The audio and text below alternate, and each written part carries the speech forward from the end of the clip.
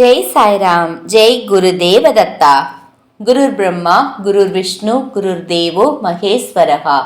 குரு சாட்சாத் பரபிரம்மா தஸ்மை ஸ்ரீ குருவே நமகா. தியான மூலம் குரூர் மூர்த்தி, பூஜா மூலம் குரூர் பதம், மந்திர மூலம் குரூர் வாக்கியம், மோட்ச மூலம் குரூர் கிருபா. ஓம் ஸ்ரீ சுவாமி சமர்த்த பேசும் தெய்வம் அக்கல்கோட் மகாராஜ் அருளாட்சி. அத்தியாயம் 4. பசப்பா தேலியின் பாக்கியம்.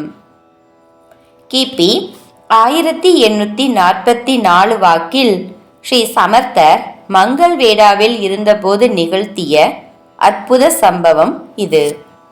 அப்போது சுவாமிகள் தம்மை அவ்வளவாக வெளிக்காட்டிக் கொள்ளவில்லை. மிக சிலருக்கே அவர் மகாபுருஷர் என்பதை உணர்த்தினார். பிறருக்கு அவர் ஒரு காட்டுவாசி போலவே தோற்றமளித்தார். எப்போதும் காட்டுக்குள்ளேயே இருந்தார். அவர் எங்கே, எப்போது, என்ன உண்கிறார் என்பது யாருக்கும் தெரியாது. மங்கள்வேடா ஊருக்குள் வந்தாலும் யாரிடமும் எதுவும் கேட்பதில்லை. தானாக யாராவது அன்பாக உணவளித்தால் ஏற்றுக்கொள்வார். அவரை திகம்பர் புவா என்று பெயரிட்டு மக்கள் அழைத்தனர். ஒரு சமயம் சமர்த்தர் காட்டில் வெற்றுடம்பில் கௌபீனம் மட்டுமே அணிந்து முள் படுக்கையில் ஆனந்தமாக சயனித்திருப்பதை பார்த்த பசப்பா தேலி என்ற ஏழைக்கு சுவாமிகள் மீது அதிகமான மரியாதையும் பக்தியும் ஏற்பட்டது. அன்றிலிருந்து தினமும் சுவாமிகள் எங்கிருந்தாலும் தேடி சென்று தரிசிப்பதை தனது வழக்கமாக கொண்டிருந்தார். மிகவும் தரித்திரனான பசப்பாவின் மனைவிக்கு சுவாமிகளை அவர் தினமும் சென்று பார்ப்பது பிடிக்கவில்லை. அதனால் என்ன பலன் என்று பசப்பாவை கடிந்து கொள்வார். ஆனால் பசப்பாவின் பக்தி நாளுக்கு நாள் அதிகமானதே தவிர குறையவில்லை.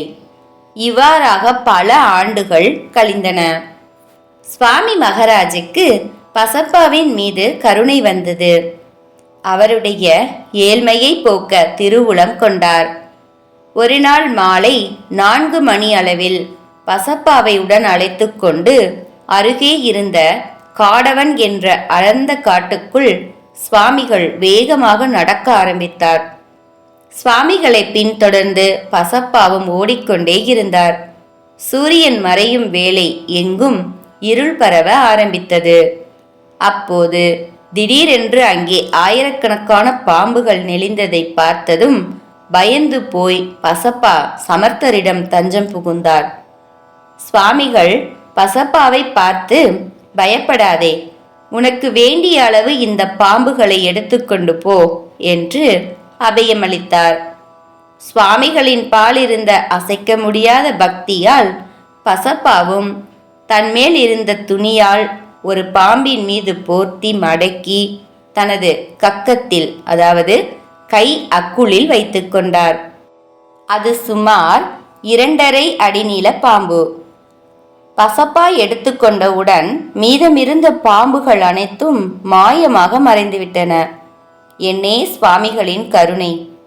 பிறகு காட்டிலிருந்து சுவாமிகளும் பசப்பாவுடன் ஊருக்கு திரும்ப வந்து ஒரு தோட்டத்தில் அமர்ந்து கொண்டார்.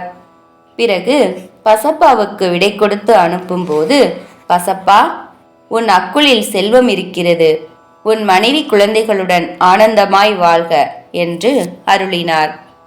வெகு நேரமாக கணவன் வீடு திரும்பாததை நினைத்து மிகவும் கவலையுடன் பசப்பாவின் மனைவி வாசலிலேயே காத்திருந்தார். பசப்பாவை கண்டதும் மனைவி மகிழ்ச்சி அடைந்தார். சமர்த்த சுவாமிகளுடன் சென்று வந்த அனுபவத்தை சொல்லிவிட்டு தனது அக்குளில் கொண்டு வந்திருந்த பாம்பை மனைவியிடம் காட்ட துணியை விரித்த போது என்ன ஆச்சரியம்! அவரது கண்களையே நம்ப முடியவில்லை. ஆம், பாம்புக்கு பதிலாக அங்கே தங்க உருளைகள் நீளமாக பளபளவென்று ஜொலித்துக் கொண்டிருந்தன. அவர்கள் அடைந்த மகிழ்ச்சிக்கு எல்லையே இல்லை. மறுநாள் விடிந்ததும் பசப்பா தேலி தம்பதியர் சுவாமிகளை தேடி சென்று நன்றி கூறி ஆரத்தி செய்து அனைவருக்கும் இனிப்புகள் வழங்கி சந்தோஷப்பட்டனர். சுவாமிகள் அக்கல்கோட் வந்து நிரந்தரமாக தங்கிய பிறகு இந்த பசப்பா தேலி வருடா வருடம் யாத்திரையாக வந்து சுவாமிகளை தரிசித்து ஆசி பெறும் வழக்கமுடையவராக இருந்தார். தம் வாழ்நாள் முழுவதும் செல்வந்தராகவே வாழும் பாக்கியம் சமர்த்தருடைய அருளால் அவருக்கு கிடைத்தது. இந்த நிகழ்ச்சியை உன்னிப்பாக கவனிக்கும் போது சுவாமிகள் பசப்பாவிற்கு வைத்த பரீட்சை புரியும். தங்க பாலங்களாகவே காட்டி உனக்கு எத்தனை வேண்டுமோ அள்ளி செல் என்று கூறியிருந்தால் தன்னால் சுமக்க முடியாத அளவு ஏன் வண்டி வைத்து கூட எடுத்து சென்றிருக்கலாம். ஆனால் சுவாமிகளோ பாம்புகளை காட்டி அள்ளி செல் என்றதால் எவ்வளவு நம்பிக்கை உள்ளதோ அவ்வளவு தங்கம் மட்டும் கிடைத்தது.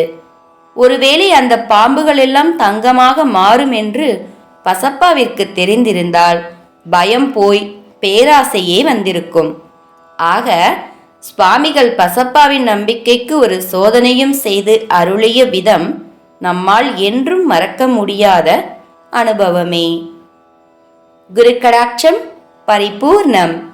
ஜெய் சாய்ராம். ஜெய் குரு தேவதத்தா. அனந்த கோடி பிரம்மாண்ட நாயக ராஜாதிராஜ யோகிராஜ பரபிரம்ம ஸ்ரீ சுவாமி சமர்த்த மகராஜ் கி ஜெய்.